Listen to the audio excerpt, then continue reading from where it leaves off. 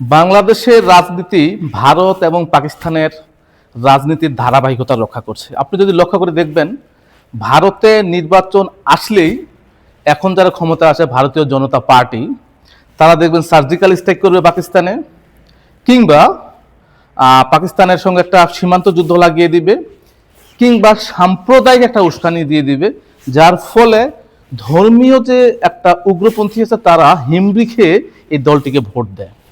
ঠিক পক্ষান্তরে পাকিস্তানেও দেখবেন, মানে যাদের রাজনীতিটা হচ্ছে ভারতের বিপক্ষে কথা বলা, ভারতের বিপক্ষে উস্কানি দেওয়া, এবং এই দেশ দুটির রাজনীতির যেই ধারাবাহিকতা, সেক্ষেত্রে দেশের জনগণের পক্ষে কথা বলা, দেশের জনগণের অর্থনৈতিক মুক্তির জন্য কোনো কিছু করা, তাদের স্বাস্থ্য শিক্ষা নিয়ে কথা বলা, সেটা নেই।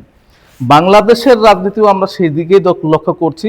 ইদারিং এখানকার রাজনীতিও কিন্তু ভারতের পক্ষে কেউ কেউ বলছে, কেউ কেউ পাকিস্তানের পক্ষে বলছে, কেউ কেউ ভারতের বিপক্ষে বলছে, কেউ কেউ পাকিস্তানের বিপক্ষে বলছে।